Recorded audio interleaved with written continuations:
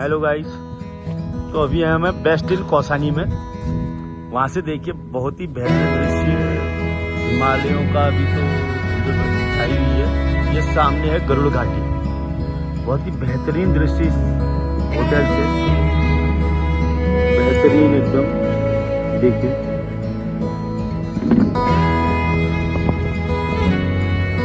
और क्या चाहिए कौसानी में।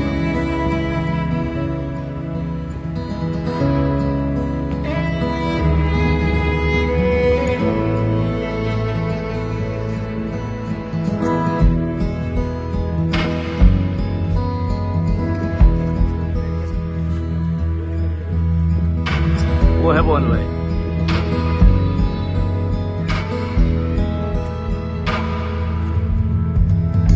Best in Kausani. ये व्लॉग नहीं बना रहा हूँ मैं, खाली ऐसी रील बना रहा हूँ।